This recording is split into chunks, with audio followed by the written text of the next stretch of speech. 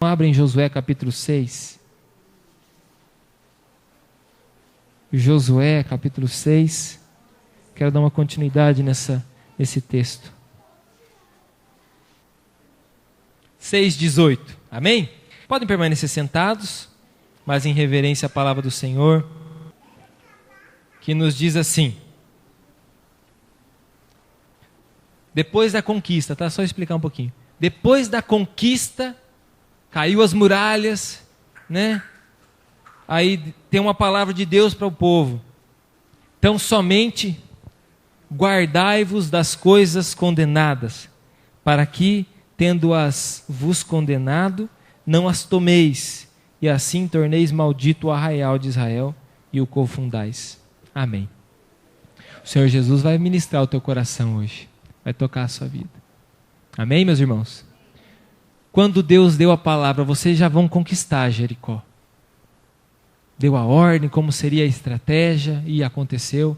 E ele disse uma palavra de ordem, ele disse assim, olha, vocês não vão tomar nada deles. O que é prata, o que é ouro, vai ser levado para a casa do Senhor, mas o restante, vocês não devem tomar nada para si. Nada vai ser de vocês. Nem uma unha vai ser de vocês. Porque se vocês levarem algum desses utensílios, né? Imagina, uma cidade, quanto dinheiro guardado debaixo do colchão, né? Quantas riquezas lá dentro. E o povo conquistou, mas eles tinham uma ordem. Olha, a ordem de Deus, vocês não vão tomar nada para vocês. Né? Vocês, da mesma maneira que conquistaram isso aí, eu sou o Senhor de vocês, eu vou prover sobre a vida de vocês, e nada do que é deles vai ser de vocês. Porque são coisas condenadas, e se vocês adquirirem isso, vocês também vão trazer condenação sobre o povo de Deus. Estão me entendendo ou não? Trazer condenação sobre o povo, essas coisas trariam condenação. Só que sempre tem, né, um abelhudo.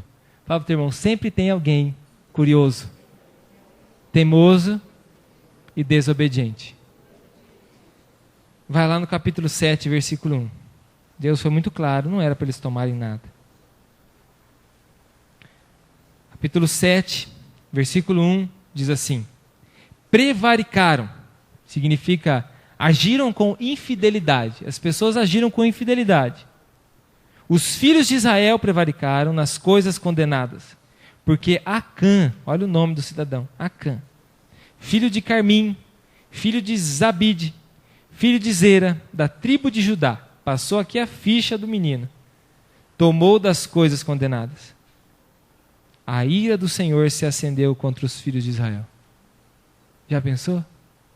Um povo que conquistou um outro povo que era muito mais forte que eles. Um milagre aconteceu. As muralhas caíram. Deus deu a vitória para eles porque eles nem usaram arma para isso. Mas de repente, eles desobedeceram uma palavra do Senhor, e a gente tem que ter temor no coração de não desobedecer a palavra do Senhor, porque com Deus não se brinca. A gente age com fé, a gente se emociona, mas com Deus não se brinca. Não dá para brincar com Deus. E aí diz a palavra que a ira do Senhor se acendeu contra quem? Contra o povo dele. Povo desobediente. Uma pessoa falhou. E a ira se acendeu contra todo o povo. Olha o versículo 6. Vai lá. Capítulo 7. Então Josué rasgou as suas vestes e se prostrou em terra sobre o rosto perante a arca do Senhor até a tarde, ele e os anciãos de Israel, e deitaram pó sobre a cabeça. Isso aqui é um sinal de humilhação do líder deles, Josué.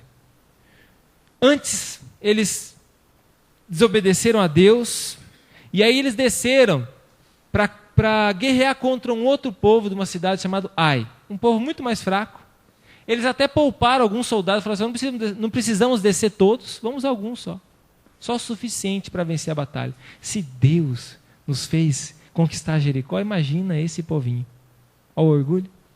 Mas a ira do Senhor tinha se acendido contra eles porque eles tinham desobedecido a palavra. E quando eles desceram, eles foram derrotados. E aí Josué não entendeu. Josué foi para os pés do Senhor porque ele era um homem de Deus, um profeta do Senhor. Ele foi para o joelho no chão, ali ele se humilhou diante do Senhor e o Senhor trouxe uma revelação. Versículo 10 e 11, se você quiser acompanhar no capítulo 7, diz assim: Então disse o Senhor a Josué: Levanta-te, porque estás prostrados assim sobre o rosto. Israel pecou e violaram a minha aliança, aquilo que eu lhes ordenara, pois tomaram das coisas condenadas e furtaram e dissimularam e até debaixo da sua bagagem o puseram. Deus revelou. O povo quebrou a aliança. Hoje em dia, eu já até falei isso na igreja uma vez, hoje em dia romper a aliança é muito simples e banal. As pessoas não têm mais o valor da aliança, perderam o valor da aliança, menos o povo de Deus, não podemos perder o valor da aliança. Amém? A nossa aliança com o nosso irmão tem que valer sim a nossa palavra e a nossa aliança com Deus. Você já fez alguma promessa para Deus e não cumpriu? Né? Ajoelhou diante dele e fez um voto. Senhor, nunca mais eu vou fazer isso, se o Senhor me abençoar isso aqui. E Deus te abençoou. E você, na primeira oportunidade de honrar a Deus, né? Não o seu caso, claro que não, né? Que ninguém fez isso, mas eu conheço gente que rompe as alianças. Desonra. Né? Vamos falar de céu azul, né? De onde eu vim. Pessoas que às vezes falavam assim: pastor, Deus operou um milagre na minha vida. E pessoas que foram curadas. Falar: pastor, agora eu quero dedicar a minha vida para Jesus. Eu quero levar a palavra dele. Eu falei: pode levar, minha irmã. Eu nunca mais vou me afastar de Jesus. Olha que bênção, né? Eu feliz com ela, com tudo que estava acontecendo. Curada de uma suspeita de câncer no útero. Tudo aqueles miomas, aqueles pontinhos que apareceram no ultrassom, desapareceram. Ficou um útero novinho em folha. Depois daquele dia, a não ser quando eu liguei para essa pessoa, nunca mais eu a vi na igreja. Um dia que está chovendo, um dia que está frio, outro dia que chegou um parente, outro dia que não sei o quê. É desculpa, a gente é bom para desculpa, né? Ô bichinho bom, né? Podia todo mundo estudar para advogado. É bom de argumentação, né? Ô povinho bom de argumentação é o tal do ser humano. Claro, nada contra essa pessoa, claro que não. Cada um tem o direito de ir e vir, não é verdade? Eu tenho direito, você tem o direito. Mas, meus irmãos, quem nos obriga a fazer uma aliança com Deus? Quem obrigou esse povo a fazer uma aliança com Deus? Se nós fazemos uma aliança com Deus, nós temos que cumprir na alegria ou na dor. Nós temos que cumpri-la no momento bom ou no ruim. Nós temos que honrar essa aliança, independente do que aconteça com a nossa vida, independente do que nós estejamos sentindo. Já vi pessoas dizerem assim: eu não estou sentindo mais de ir na igreja. Eu não estou sentindo mais de orar. Eu não estou sentindo mais de buscar a Deus. Mas quem disse que você precisa sentir para buscar a Deus? Fala, teu irmão, quem contou essa mentira para você? Você tem que sentir. Aí não estou me sentindo bem para ir na igreja. Que bom, agora que é a hora de você ir mesmo. Quem que disse que você tem que sentir alguma coisa para buscar a Deus? Meus irmãos, nós não temos. Deus, Ele é Senhor dessa terra. E se nós um dia fizermos uma aliança com Ele, nós não somos dignos de voltar atrás na nossa palavra, porque Ele é poderoso para até tocar na nossa vida e tirar a nossa vida na hora, se Ele quiser. Mas sabe por que Ele não faz? Porque a palavra dele já nos diz que a misericórdia dele se renova a cada manhã. Fala assim: se não fosse a misericórdia de Deus. Eu já falei para Deus: Deus, se eu fosse o Senhor, eu já tinha fulminado bastante gente. Né? Eu me lembro assim que eu tinha me convertido, estava uma reunião de homens, assim, aí o que estava dirigindo a reunião falou assim: fulano de tal, se você fosse Deus diante dessa situação, o que você faria? E ele bravo falou assim: eu acabaria com essa raça, tudo. Não sobraria um para contar a história. Eu só assim, né? E eu pensei, eu também faria isso. Não é verdade? Porque a nossa misericórdia, ela não dura, ela não é tão longa quanto a de Deus, mas a Deus, até mesmo diante de um erro nosso, Ele ainda nos recebe se nós nos arrependermos. Quantas vezes eu já me aproximei de Deus e falei, Senhor, eu rompi a minha aliança, mas eu quero reconciliar a minha aliança com o Senhor. Eu não quero ficar longe dessa aliança. Fala comigo assim, eu não posso ficar longe da aliança com o Senhor. Nós declaramos aqui no primeiro dia muitas vitórias, muitas mesmo, e em nome de Jesus, meus irmãos, nós não vamos voltar atrás na palavra que o Senhor nos deu, porque a palavra dele não é a nossa, é a palavra que ele já nos deu. Só que nós fazemos às vezes como o povo de Israel fez diante dessa situação. Nós vamos para a batalha, vencemos, mas nós trazemos para dentro da nossa casa coisas condenadas, que trazem maldição para a nossa vida. E a gente vai mantendo aquela coisinha ali, escondidinha, né? Igual antigamente tinha esses negócios, quando em algumas igrejas proibia de assistir televisão, aí uns abençoadinhos escondia do pastor, escondia a televisão dentro do guarda-roupa. Eu não sou dessa época, e nem na nossa igreja é desse estilo, né? Mas antigamente tinha alguns lugares assim, hoje em dia não existe mais. Escondia a televisão dentro do guarda-roupa, na época do jogo, meu Deus do céu, todo mundo quietinho no quarto assistindo.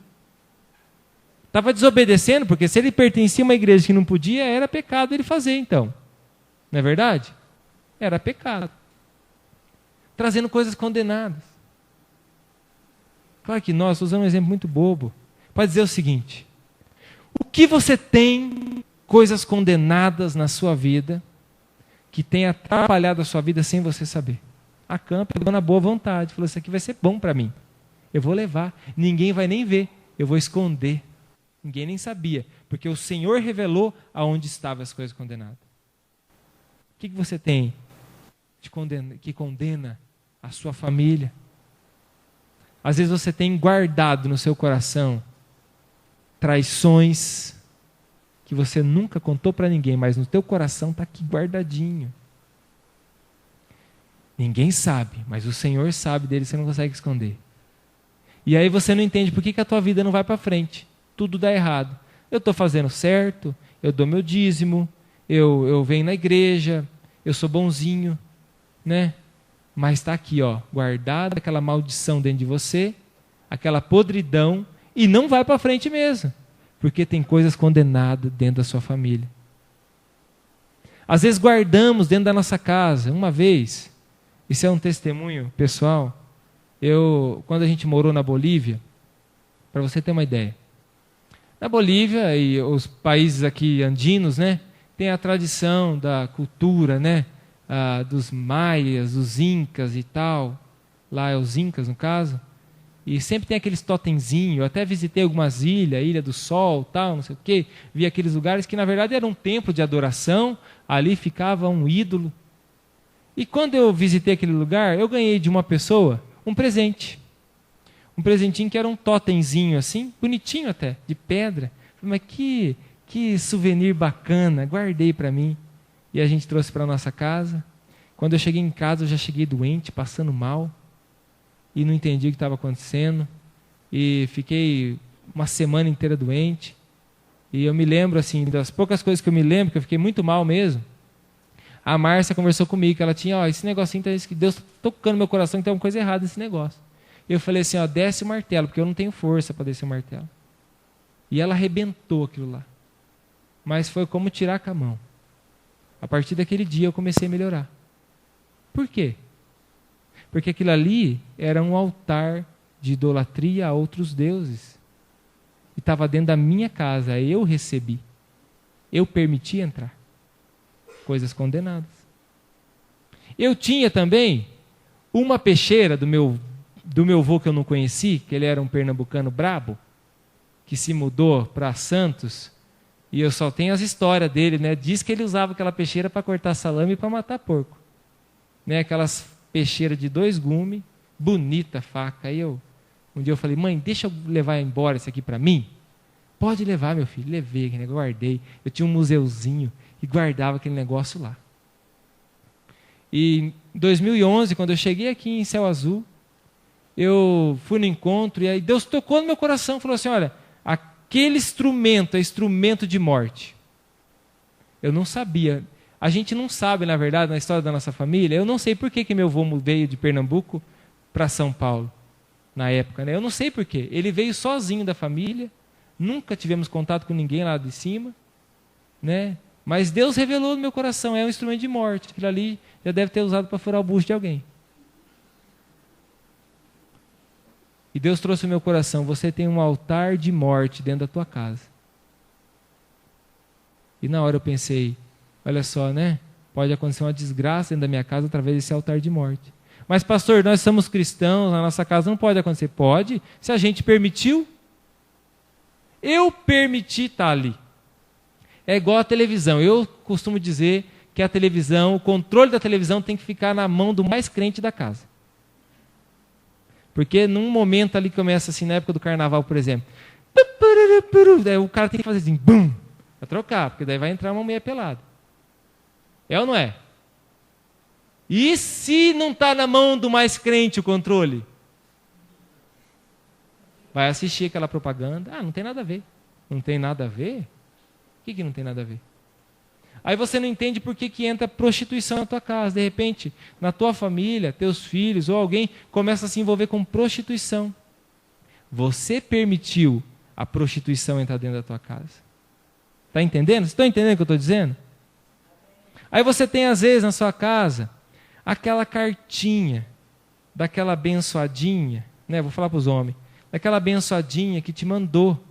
Você já é casado, mas você guarda de lembrança daquela namoradinha ou daquele namoro ilícito que você teve durante o casamento. Você guarda ali, dentro da tua casa. O que você está guardando dentro da tua casa? Uma porta para o adultério. Coisas condenadas. Aquela camiseta que você ganhou de presente, tua esposa não sabe, ou teu esposo não sabe, aquela blusinha, aquela joia. Mas, pastor, vale muito dinheiro. Meu irmão, não importa quanto vale. O importa é o sentido que tem ali, você pode ter certeza. Aquilo ali é uma porta aberta. Não é que nem diz a piadinha, por que o cachorro entrou na igreja? Que a porta estava aberta. Por que o inimigo então entrou na tua casa ou na casa de alguém? Você deixou a porta aberta para ele entrar, ele entrou. Está aberto. Aí está lá, aquela joia, né? Aquele chinelo, aquele sapato, aquela cueca. É ou não é? Estou falando alguma bobeira? Hoje em dia acontece coisa pior, dão coisa pior para os outros. É verdade. E você vai guardando, não quer se desvincular, aquela foto escondida que você tem, né?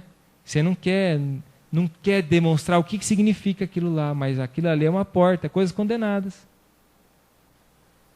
Quer mais coisas condenadas? Vício que você permite entrar dentro da tua casa. Mas eu sou controlado, pastor. Você é, mas eu já testemunhei para você. Você pode até ser, mas o inimigo ele vai pegar alguém da tua casa nesse vício. Você pode ter certeza que o que ele quer fazer é levar, ceifar a vida dessa pessoa através desse vício. Mas quem que abriu a porta? Vou falar para os pais de família, por exemplo, né? Os jovens que vão formar uma família, mulheres também. De repente, você permitiu a pornografia entrar na tua casa. Coisa feia, né? Mas acontece bastante. Você permitiu. Ninguém está vendo, ninguém viu. Mas você permitiu. De repente, aquela tua filhinha bonitinha, aquele teu filhinho, né? Começa a se envolver com prostituição. Você fala, eu não dei essa educação para essa pessoa. Onde ele aprendeu isso? Onde ela aprendeu isso? Meu irmão, pode ter algumas outras explicações também. Mas há uma explicação espiritual para isso. Você, se é o pai principalmente, você é o sacerdote. E uma coisa que o inimigo respeita é a questão de hierarquia. Você é o cabeça da sua casa. Você querendo ou não, ele sabe que você é o cabeça. Se você permitiu isso na tua casa, ele vai entrar. Ele vai. Porque você é a autoridade. Os homens, fala comigo assim, eu sou autoridade. Eu sou autoridade. Então nós temos que fazer valer essa autoridade. Não é só machão, não. É verdade. É verdade, né? Coisas condenadas, né? Eu estou falando de coisas que estão vindo no meu coração. Mas você talvez, durante essa ministração, está tendo uma revelação de coisas que você tem na sua casa. Às vezes um dinheiro que não é seu, um dinheiro que você adquiriu que não é seu, você se apossou dele, falar mais bonito, né? Você se apossou, para não dizer roubou. E aí você fala, não vou devolver, é meu, é de herança, tomei posse, pela fé. Minha irmã, coisas condenadas. Mas pastor, eu não tenho como devolver, não sei como que você vai fazer. Se for preciso você ficar com privações para você ter a sua vida honrada e essa porta fechada na sua casa, se eu puder te aconselhar, faça isso. Porque as bênçãos de Deus deixam de chegar na sua vida por causa disso. O povo tinha uma batalha simples pela frente, mas eles não venceram. E Deus revelou, sabe por quê? Porque tem coisas condenadas no meio do povo. O que foi preciso fazer? Tirar fora as coisas condenadas. Senhor, no nome de Jesus, que teu amor, Senhor, que excede todo entendimento humano, que a graça do Senhor e a consolação do teu Espírito Santo esteja hoje e sempre sobre essas vidas, sobre essas famílias, no nome de Jesus. Amém.